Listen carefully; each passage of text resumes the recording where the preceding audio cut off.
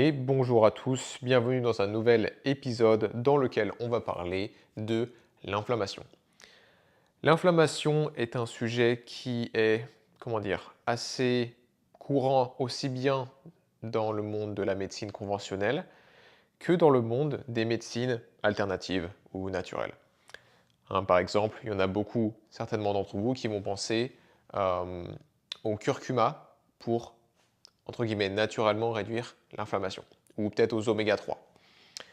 Et c'est vrai que sur le papier, c'est ce que ça fait. Ce que je vais faire aujourd'hui avec cet épisode, c'est vous expliquer comment je vois l'inflammation et pourquoi je ne suis pas nécessairement fan de ces choses-là. Ne vous affolez pas, je vais vous expliquer. Mais pour commencer, j'aimerais qu'on explore un petit peu qu'est-ce que l'inflammation, parce qu'avant de vouloir la réduire, c'est peut-être bien de savoir pourquoi elle est là et qu'est-ce qu'on est censé faire avec. Donc l'inflammation, comme le stress, c'est quelque chose dont j'ai pu parler dans un autre épisode par le passé, l'inflammation est un phénomène naturel. Voilà. C'est-à-dire que c'est un phénomène comme la cicatrisation. En général, l'inflammation survient avant la cicatrisation. C'est un processus naturel dans notamment le processus de guérison. C'est-à-dire que sans inflammation, il n'y a pas de guérison. Donc je vais vous donner un exemple typique. Si je me gamelle, avant de guérir et de cicatriser, je vais avoir de l'inflammation. C'est là que ça va enfler, c'est là en général que ça fait mal, c'est là que ça va chauffer, etc. Si je me précipite pour absolument réduire l'inflammation, à ce moment-là, je viens en fait empiéter sur la capacité régénératrice du corps.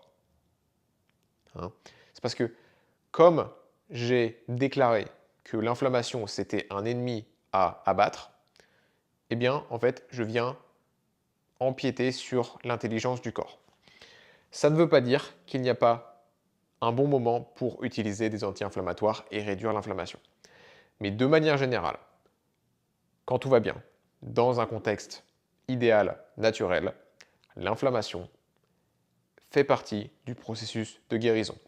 Et réduire l'inflammation, dans ce contexte-là, je tiens à le préciser, dans ce contexte-là, vient en fait ralentir, voire stopper le processus de guérison. Je vais donner un autre exemple. C'est quelque chose que j'ai vécu, enfin j'ai vu de mes propres yeux et quelque chose dont j'ai entendu parler. C'est dans le monde du fitness, du sport. Il y a certaines personnes qui, après avoir fait une séance de sport, que ce soit de la musculation ou que ce soit du cardio, vont euh, faire en sorte de réduire l'inflammation le plus vite possible derrière. Donc il y a certaines personnes qui vont prendre par exemple de la vitamine C juste après euh, une séance de sport. Il y a des gens qui vont se mettre dans de l'eau glacée, prendre un bain très froid pour réduire l'inflammation. Et c'est pas nécessairement que ces choses-là sont mal, c'est juste que comme je suis en train de le décrire, ça va potentiellement ralentir, si ce n'est stopper le processus de guérison et donc d'adaptation qu'on recherche lors d'une séance de sport. C'est-à-dire que le principe d'une séance de sport, prenons l'exemple de la musculation, le principe de la musculation, c'est de créer un stress, de créer de l'inflammation dans nos tissus, les muscles, les tendons. Inflammation qui va donc, avec le temps, guérir, si on la laisse faire. Et la guérison est ensuite suivie d'une adaptation. L'adaptation, c'est ce qui fait qu'on devient plus fort. Ce qui ne nous tue pas nous rend plus fort. C'est le principe d'adaptation.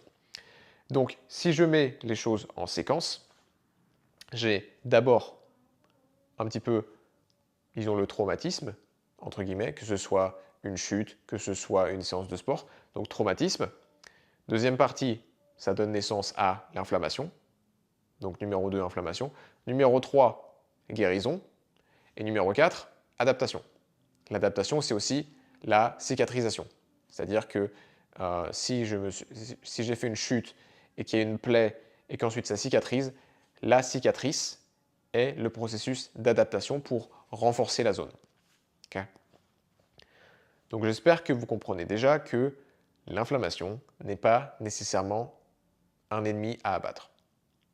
C'est un processus naturel, ça fait partie de la capacité de guérison du corps. Le problème, aujourd'hui, c'est quand on a de l'inflammation chronique. C'est-à-dire que si tout va bien, la période d'inflammation, elle est temporaire, le temps que le corps guérisse. Sauf que, aujourd'hui, il y a beaucoup de personnes qui sont dans un état d'inflammation chronique. C'est-à-dire que l'inflammation, elle est là et elle reste. Et là, effectivement, c'est problématique. Et c'est là qu'il y a des gens qui commencent à se dire, est-ce qu'il faut que je prenne des anti-inflammatoires parce que c'est invivable? Les symptômes associés à l'inflammation, comme je disais plus tôt, que ce soit ça enfle, ça chauffe, ça ballonne, enfin, ça va un petit peu avec enfler, c'est sensible, c'est douloureux, ces choses-là qui sont associées avec le processus d'inflammation, si ça perdure, ça peut vraiment impacter la qualité de vie. Et c'est là que la question de est-ce qu'on doit prendre des anti-inflammatoires se pose. Alors, la première question que je me pose quand j'ai un cas comme ça devant moi, c'est OK, qu'est-ce qui cause l'inflammation? Comme je l'ai dit juste avant, il y a les 4 phases. La phase avant l'inflammation, c'est qu'il y a un traumatisme, qu'il soit petit ou grand. C'est-à-dire que l'inflammation, elle n'apparaît pas par magie. Elle est là pour une raison. Donc si l'inflammation est persistante, si l'inflammation est chronique, ça veut dire que la source de traumatisme, est toujours là. Il y a toujours un traumatisme qui se répète, qui vient déclencher la réaction inflammatoire. J'espère que c'est logique, j'espère que vous suivez. Donc je vais vous donner 2 exemples qui sont assez courants et qui devraient assez bien illustrer ce que je veux dire. Je vais prendre un exemple de l'inflammation au niveau d'une articulation qui cause des douleurs, par exemple tendinite ou tendinopathie, c'est un petit peu pareil.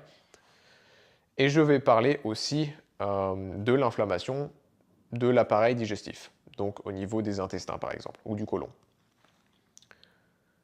Si on commence avec une inflammation d'un tendon au niveau de l'épaule, ce qui est très très courant.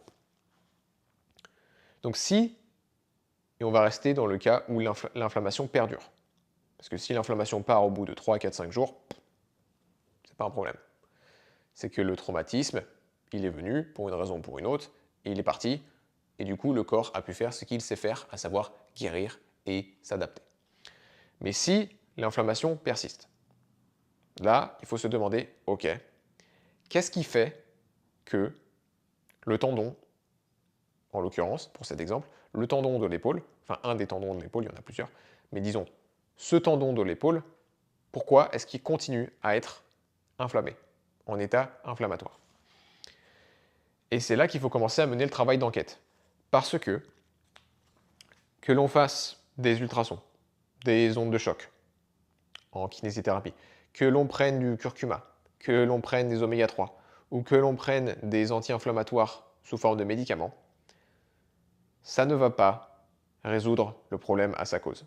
Ça va peut-être réduire les symptômes, l'inconfort lié à l'inflammation, mais si j'arrête de prendre les anti-inflammatoires, ça va revenir.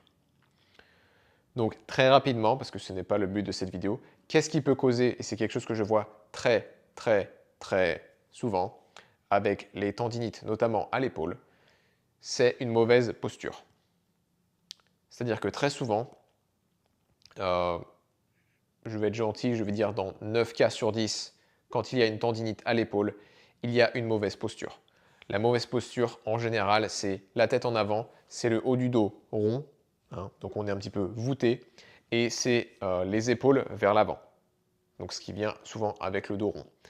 Cette combinaison de facteurs fait que ça modifie, ça vient altérer la biomécanique de l'épaule, et dès qu'on fait un mouvement au-dessus de la tête en particulier, ça va venir irriter les tendons, parce ils vont être trop sollicités, parce que le reste de la chaîne cinétique, le reste de la biomécanique, au niveau thoracique, au niveau de l'omoplate, au niveau de la tête, n'est pas en place. Et du coup, ça fait que ça sollicite trop l'épaule, ce qui fait perpétuer la réaction inflammatoire. J'espère que vous suivez. Donc dans ce cas-là, oui, ça peut être intéressant de faire en sorte de... Comment dire? On ne veut pas rajouter d'inflammation, ça c'est sûr. Est-ce que ça peut être intéressant de prendre des anti-inflammatoires? Peut-être, ça va dépendre à quel point c'est tolérable, la douleur, et si on a l'honnêteté de mettre les choses en place pour gérer la cause. C'est-à-dire que je ne suis pas, chacun est libre, mais si c'était moi qui étais en charge, je ne suis pas nécessairement fan du fait de prendre des anti-inflammatoires qui soient naturels ou qui soient chimiques sans faire le travail de fond. Parce que ça veut dire qu'on n'est pas prêt à changer, on n'a pas envie de changer, on n'a pas envie de faire des efforts, on a juste envie que la douleur parte, quel que soit le prix. Mais donc dans ce cas-là, dans le cas de l'épaule, il faudrait tout simplement corriger la posture et faire en sorte que les autres choses dont je vais parler dans cet épisode sont mises en place pour faire en sorte que le corps ait de quoi gérer l'inflammation par lui-même. Exemple 2, inflammation au niveau digestif, de l'appareil digestif. Ça, c'est hyper courant. Hein. C'est ce qui donne notamment naissance aux termes comme la perméabilité intestinale, aux termes comme le syndrome du côlon irritable ou le syndrome de l'intestin irritable. Toutes ces choses-là sont liées essentiellement à de l'inflammation chronique. Qu'est-ce qui fait qu'il y a de l'inflammation chronique à cet endroit-là? Parce que, à nouveau, je peux prendre des anti-inflammatoires, ce qui souvent vient vraiment solliciter le foie d'ailleurs. Ça va embêter le foie, donc ça va perturber d'autres parties de l'organisme. Mais bref. Il y a des gens qui vont prendre des choses comme de la glutamine pour essayer de rétablir une bonne paroi intestinale, mais c'est pareil, ça ne va pas résoudre le problème à la cause.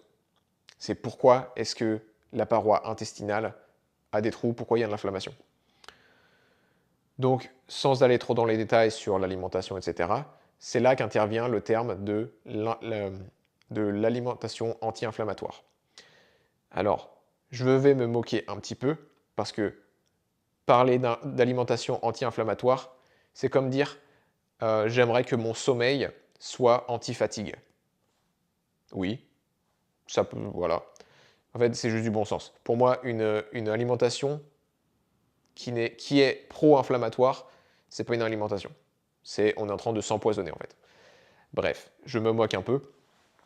Mais essentiellement, l'idée est la même, c'est on veut faire en sorte que ce qu'on mange ne crée pas plus d'inflammation. Et je vous redirige vers ma vidéo sur la digestion, mais pour faire très court, dans ce cas-là, il faut savoir que quel que soit l'aliment qu'on mange, même si c'est de la laitue bio, je m'en fiche, quel que soit l'aliment qu'on mange, si pour une raison ou pour une autre, cet aliment n'est pas digéré, ça va causer de l'inflammation. Et c'est ça que beaucoup de gens ont du mal à comprendre, c'est que ce n'est pas nécessairement cet aliment est inflammatoire pour tout le monde. Non. C'est plus exactement n'importe quel aliment pas digéré est inflammatoire pour cette personne-là. Ça, c'est correct. Et c'est là qu'intervient la gestion du stress, parce que si on mange un aliment entre guillemets sain, entre guillemets anti-inflammatoire, dans un état stressé, on ne va pas nécessairement le digérer, et donc ça va putréfier, ça va causer de l'inflammation dans les intestins. Donc ce n'est pas uniquement une question de qu'est-ce qu'on met dans l'assiette, c'est une question de notre environnement quand on mange, de notre état psychologique quand on mange, de est-ce qu'on mâche bien, quel est l'état de nos sécrétions enzymatiques, de nos sécrétions digestives, etc. Donc ce n'est pas aussi simple que suivez mon régime alimentaire, tout va aller bien. Tout va bien aller. Bref. C'est plus subtil que ça. Mais de manière générale, quand on a de l'inflammation au niveau digestif, on veut mener un travail d'enquête sur, ok, quels sont les niveaux de stress de la personne, quel est l'état de son système digestif, est-ce que cette personne sécrète suffisamment d'acide gastrique dans l'estomac? Très souvent, ce n'est pas le cas. Et aussi, est-ce que cette personne a développé des intolérances? Peut-être. Parce que les intolérances, c'est pareil, c'est individuel, mais il se trouve qu'il est possible d'avoir une intolérance au riz. Hein. Et donc, si une personne est intolérante au riz, si elle mange du riz, ça va créer une réaction inflammatoire immunitaire derrière, potentiellement, surtout si ce n'est pas digéré. Voilà, donc en d'autres termes, si je prenais un anti-inflammatoire, même si on oublie les potentiels effets secondaires, cet anti-inflammatoire, il vient masquer les symptômes et peut permettre à une personne de continuer sa vie en faisant les mêmes choses qui sont potentiellement la cause de l'inflammation. En d'autres termes, pour faire très court, prendre des anti-inflammatoires permet à la personne de perpétuer l'inflammation. Ça semble paradoxal, mais c'est souvent le cas. Donc si on veut vraiment que les choses changent, on veut faire le travail de fond. Et une fois de plus, je ne suis pas très fan de prendre des compléments alimentaires pour réduire l'inflammation, sauf dans des cas très particuliers. Néanmoins, je vais parler de quelle est, selon moi, la vision des anti-inflammatoires le plus naturel qu'on puisse faire. Voilà. Donc, ça ferme un petit peu la parenthèse avec les exemples d'inflammation et pourquoi il est important de trouver la cause. Un facteur très important dans la gestion de l'inflammation, surtout si elle est chronique, c'est l'état du système nerveux, c'est-à-dire l'état de stress de la personne. Si une personne est constamment stressée, pour une raison ou pour une autre, et là, je vous envoie vers ma vidéo sur les sources de stress. Ça sera plus simple, mais le stress, ça peut être du stress physique, trop de sport, sédentarité, mauvaise respiration, ça peut être du stress nutritionnel, pesticides, carences alimentaires, ça peut être chimique avec les produits de nettoyage qui sont toxiques, ça peut être du stress psycho-émotionnel, ça on connaît tous, c'est mon mari me prend la tête, mon boss me saoule, etc. Il y a le stress que j'appelle spirituel, c'est je me lève le matin mais j'ai aucun sens dans ma vie et il faut que je me tire du lit. Et le dernier, c'est le stress électromagnétique, c'est je ne vais jamais dehors, je suis enfermé sous la lumière artificielle, entouré d'ondes comme du Wi-Fi, du Bluetooth, etc. Voilà, tout ça, c'est stressant. Et tout ça, ça va mener à un système nerveux qui va rester dans l'état qu'on appelle sympathique. L'état sympathique, même s'il a un nom gentil, l'état sympathique, il est associé avec un état d'alerte. C'est-à-dire, il y a une menace, il faut mettre en place les ressources, il faut mobiliser les ressources pour survivre face à cette menace. Donc, forcément, s'il y a une menace légitime, le système nerveux, dans son mode sympathique, est là pour nous sauver la vie. Et il est très utile. Le problème aujourd'hui, c'est qu'on est dans l'état sympathique beaucoup trop souvent, même si on n'a pas de menace légitime. Parce qu'il suffit de penser à quelque chose d'effrayant pour que ça se déclenche, même s'il n'y a pas de menace réelle. Le cerveau ne fait pas la différence entre la vie réelle, l'imagination et la vie virtuelle. C'est pour ça que ce qu'on regarde à l'écran, les films, un film qui fait peur, ça va vraiment faire peur au corps, même si c'est qu'un film. Et là où je veux en venir, c'est que si on ne gère pas le stress, le corps ne va pas... En fait, si le corps, le système nerveux est dans l'état sympathique, et donc il envoie les ressources vers la défense, la fuite, l'attaque, pour se protéger face à une menace, ces ressources ne sont donc pas mobilisées pour réduire l'inflammation, du moins à long terme. Il peut y avoir une réduction de l'inflammation à court terme s'il y a une infection. Ça, c'est différent, c'est pareil, c'est comme ce que je disais au départ, quand c'est à court terme, ce n'est pas un souci. Mais à long terme, si on est dans l'état sympathique, on ne va plus avoir de ressources pour gérer l'inflammation. Donc même si on prend des anti-inflammatoires, le corps ne va pas gérer. Donc la gestion du stress, calmer le système nerveux, fait partie de la gestion de l'inflammation. Et ça fait en particulier partie aussi de la gestion de la douleur souvent associé avec l'inflammation. Hein, parce que la douleur, plus on est dans un état de stress, plus on est sensible à la douleur. Et donc, en d'autres termes, plus on gère notre stress, moins la douleur nous affecte. Et donc, par-dessus ça, plus le corps va avoir de ressources pour gérer l'inflammation. Ok? Donc ça, c'est la partie stress et système nerveux. Ensuite, anti-inflammatoire. Donc, le problème avec un anti-inflammatoire, et je vais vous donner juste après ça qu'est-ce que je recommande de manière générale en guise d'anti-inflammatoire.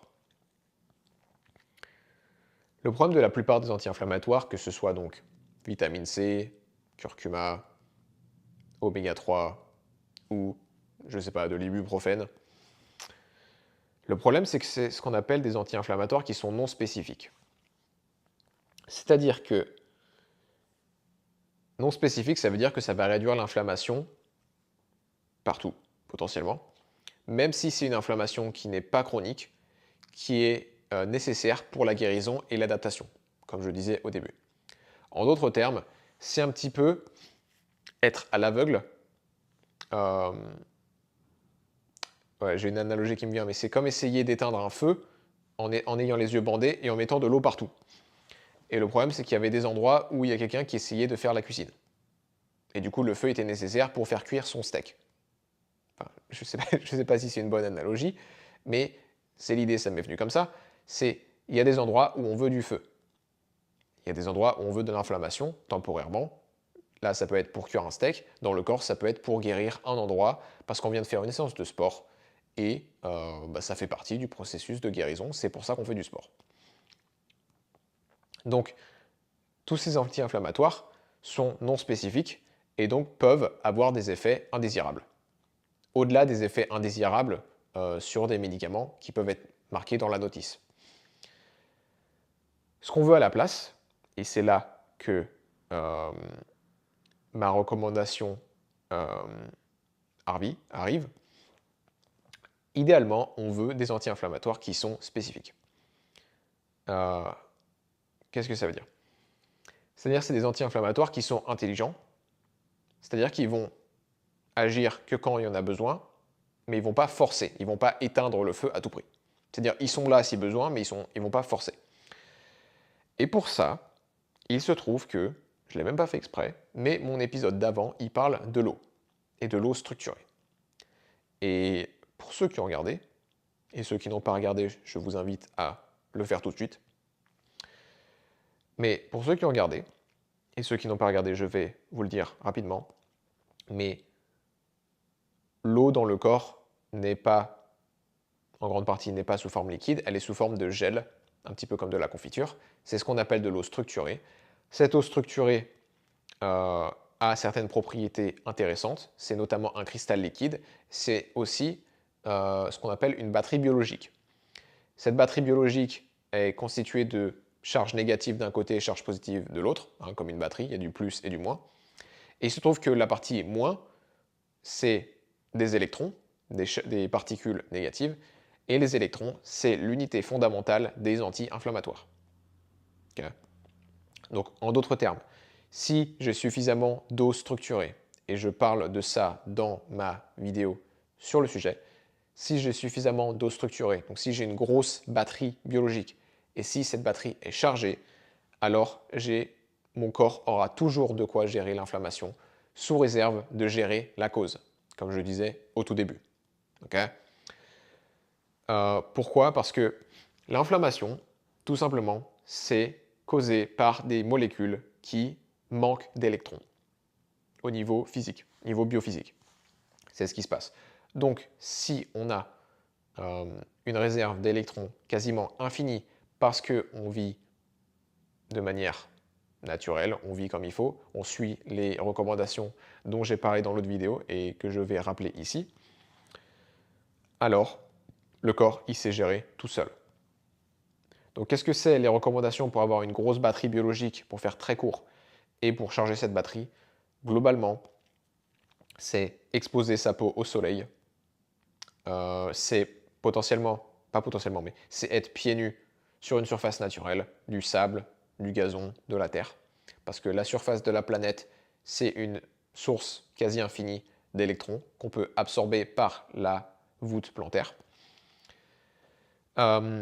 Et ça peut être juste bouger, ça peut être le sauna, ça peut être tout un tas de choses. Si vous voulez d'autres exemples, j'en parle dans cette vidéo. Et enfin, pour finir, si on prend une vision un peu plus élémentaire, si vous voulez, de l'inflammation, l'inflammation, c'est associé avec l'élément du feu. Quand je dis élémentaire, c'est le feu, l'air, la terre et l'eau. L'inflammation s'associe au feu. En général, ce que j'observe, c'est que quelqu'un qui a de l'inflammation chronique est très souvent déshydraté. C'est-à-dire qu'il y a un excès de feu parce qu'il y a une carence en eau. Donc juste le fait de boire un peu plus, parce que la plupart des gens sont déshydratés, je pense facilement 4 personnes sur 5, 8 personnes sur 10 sont déshydratées de manière chronique, au moins un petit peu. Facile. Et quand on n'a pas suffisamment d'eau, même d'un point de vue élémentaire, d'un point de vue logique, s'il n'y a pas assez d'eau, bah, ça laisse la place au feu. Voilà. C'est une perspective qui est utile parfois, c'est pas la vérité absolue, il n'y a aucune perspective qui est toujours vraie. La biochimie, c'est pas toujours vrai, la biophysique, c'est pas toujours vrai, la mécanique, c'est pas toujours vrai, et l'approche élémentaire, c'est pas toujours vrai. Mais la superposition de toutes ces perspectives nous permet d'avoir une bonne idée de ce qui se passe dans le corps de quelqu'un. Voilà. J'espère que c'était utile. J'ai été en forme. Voilà, donc pour récapituler, quand il y a de l'inflammation chronique, on ne veut pas nécessairement, chacun est libre, mais ma recommandation, c'est de ne pas se précipiter vers des anti-inflammatoires, qu'ils soient naturels ou non. Ce qu'on veut, c'est se poser la question, qu'est-ce qui cause ça? Donc pour le système digestif, j'ai parlé de l'alimentation, j'ai parlé du stress, ça peut être les hormones. Pour la tendinite à l'épaule, c'est très souvent une question de posture. Ça peut être une question de je fais mal certains mouvements. Donc on veut trouver la cause, parce que tant que la cause n'est pas réglée, il y aura toujours de l'inflammation, parce qu'il y aura toujours un traumatisme qui vient déclencher cette inflammation. Ensuite, on veut faciliter le boulot du corps en gérant le stress, en faisant en sorte qu'on ne reste pas dans l'état du système nerveux qu'on appelle l'état sympathique. On veut à l'inverse transitionner vers l'état parasympathique qui est compatible avec la guérison et la digestion. Voilà. Et pour finir, la meilleure façon de soutenir la capacité anti-inflammatoire du corps, c'est de bien s'hydrater et de soutenir notre batterie biologique qui est l'eau structurée, dont j'ai parlé dans la vidéo précédente. Et pour faire ça, on va aller au soleil, on veut bouger, on va être pieds nus sur une surface naturelle, au contact de la terre. C'est pas ésotérique, c'est pas magique, c'est comme ça que ça marche. Et on veut bouger, potentiellement faire du tai chi, parce que le tai chi c'est très bien pour générer des électrons, parce que les tissus du corps sont piézoélectriques. Piézoélectrique, ça veut dire quoi? Ça veut dire que quand ça bouge, ça génère de l'électricité. Et l'avantage du tai chi, c'est qu'on peut le faire dehors, au soleil, pieds nus, ça détend le corps et ça fait générer des électrons. Donc, c'est plutôt productif. Voilà, j'espère que c'était utile pour vous. J'espère que ça vous a un petit peu expliqué les choses de manière plus concrète, plutôt que de juste dire prenez les oméga 3, je les vends sur ma boutique. Ça ne veut pas dire qu'il ne faut pas manger d'oméga 3, mais moi je suis plus fan de manger des sardines ou des maquereaux, etc. etc. Bref, j'espère que c'était utile. Si ce n'était pas clair, si vous avez des questions ou si vous avez des suggestions pour une vidéo future, je vous invite à laisser un commentaire. Dans tous les cas, je vous remercie pour votre attention, je vous remercie pour votre temps, comme toujours, et je vous dis à très bientôt pour une prochaine vidéo.